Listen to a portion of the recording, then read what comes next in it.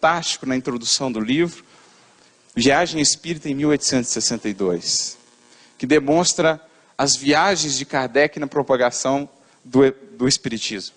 Assim como Paulo, ele também viajou, levando a mensagem, convivendo com as pessoas, operários, os ricos, enfim, com todos, congratulando, confraternizando, criando bases sólidas para a doutrina. Então ele também viaja, e há um momento interessante no terceiro discurso que ele faz, se não me engano em Lyon ou Bordeaux, em que ele diz assim: se entre grupos que deveriam trabalhar unidos há divergências, eu lamento. Eu lamento. Então imaginamos a situação: dois grupos dentro de uma casa espírita, ou duas casas espíritas, que começam a digladiar uma com a outra. Que por questões filosóficas, questões doutrinárias, começam a brigar umas com as outras. A pergunta é, de que lado Kardec ficaria? Tendo que fazer essa análise desse embate, de que lado Kardec se colocaria?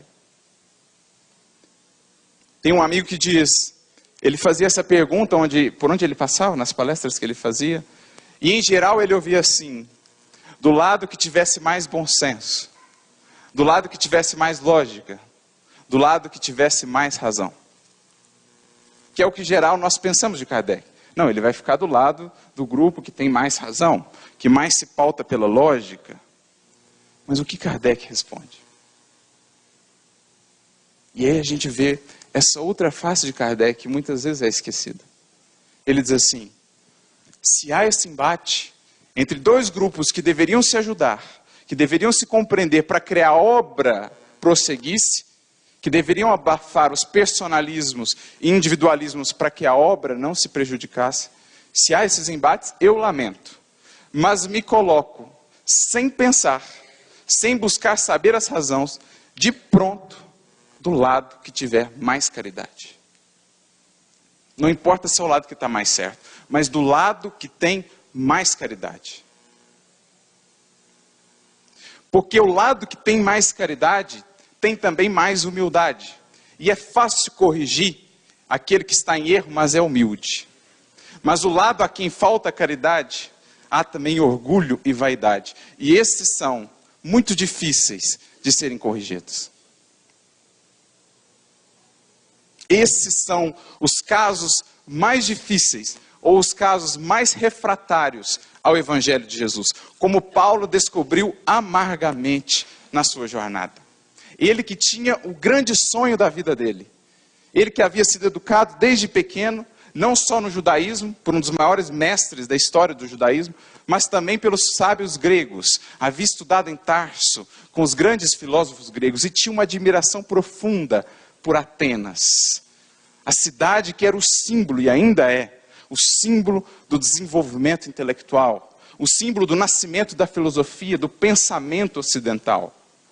Atenas que albergou um Platão, um Sócrates, Pitágoras e tantos outros. Então ele tinha uma profunda admiração, e um dos seus maiores sonhos era: um dia eu vou pregar o Evangelho de Jesus em Atenas. E ele ansiava por isso, como aquela criança que desejava cumprir o sonho. E por onde ele passava, deixava as sementes do Evangelho e pelo menos uma comunidade, que passaria ali então a cultivar aquele estudo, a seguir as propostas de Jesus. Então ele chega em Atenas. E tem ali talvez um dos momentos mais tristes da sua encarnação. Quando ele, no grande Areópago, fala aos sábios, aos homens mais sábios da terra. E ao findar a sua reflexão, ou quando começa a falar de aspectos do Evangelho que não interessavam aqueles sábios, por exemplo, sacrifício, cruz, disciplina, humildade, é logo tomado na conta de um louco, alguém que está variando das ideias e é desprezado por aqueles homens. Não é procurado por um sequer para formar uma comunidade, um grupo de estudos do Evangelho em Atenas. Ninguém se interessa por Jesus. E ele pensa, mas como é possível? E ali ele descobre que o coração mais refratário ao Evangelho é aquele que se cristalizou na presunção de ser grande demais para estudar aquelas liçõezinhas, para ouvir falar de humildade, para ouvir falar de servir, para ouvir falar de sacrifício. Então, ao final da vida, ele vai dizer ao companheiro Lucas, descobri, Lucas, que esse, do intelecto cristalizado na presunção e no orgulho, é para nós o coração mais refratário ao Evangelho de Jesus. Só o tempo, só os labores, as dores e as dificuldades vão aos poucos rompendo essa casca, abrindo espaço para a real compreensão do Evangelho. Então, por onde ele passava e falava aos gentios, às gentes, a mensagem encontrava base. Logo se fundavam as comunidades de estudo, as igrejas que ele fundou em toda parte. Mas na capital intelectual do mundo, resistência. É o que Jesus ensinava. Graças te dou, meu Pai, porque ocultaste essas coisas aos sábios e aos entendidos e as revelaste aos pequeninos da terra. Porque só adentra os pórticos do Evangelho quem chega a ele como pequenino. Quem se aproxima dele reconhecendo a sua pequenez, a sua ignorância e a sua necessidade de renovação. Esse adentra, mas quem chega grande demais, não há espaço ali para Deus. Porque já está todo ocupado de si mesmo.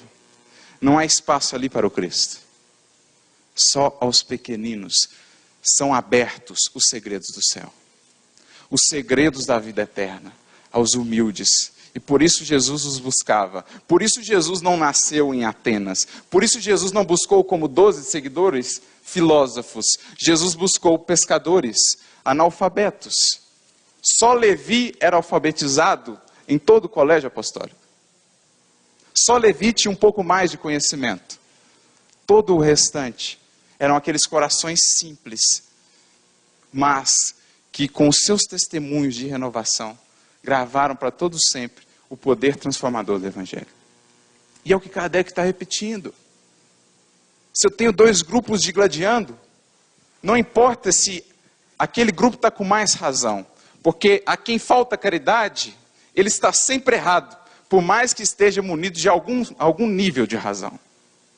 Porque nunca é completa, porque falta o essencial. Então eu vou ficar do lado que tem mais caridade, porque esse grupo é fácil de trabalhar. Esse já está nos fundamentos. É só orientar que eles tomam um rumo. Agora o outro, aí o trabalho é mais complicado. Então por isso que a gente entende que esse foi o lema, o dístico escolhido por Kardec para ser a palavra ou a frase central do Espiritismo. Vinculando o Espiritismo ao cristianismo. Deixando claro e evidente para todos que o Espiritismo vem dar continuidade ou está intimamente ligado a um processo que começou não só no Cristo, mas mais atrás ainda, lá em Moisés. Um processo pedagógico de libertação e esclarecimento da humanidade. Mas que o Espiritismo faz parte desse todo. É um contínuo. A primeira revelação, a raiz. O cristianismo, o tronco. O Espiritismo vem agora abundar os frutos. Alargar a copa com o desenvolvimento da ciência, da maturidade do espírito humano. Está vinculado. Não é possível fazer essa desvinculação. E tantos ainda hoje tentam desvincular o Espiritismo do cristianismo. Como se isso fosse algo que só o Espiritismo brasileiro adquiriu. Mas nos esquecemos lá Kardec, Livro dos Médiuns, capítulo 29. A bandeira que desfraldamos bem alto é a do Espiritismo cristão e humanitário. Ele mesmo o disse. Agora, se não quisermos nem aceitar Kardec, aí escolhemos o Espiritismo à moda da casa. Mas não é Espiritismo.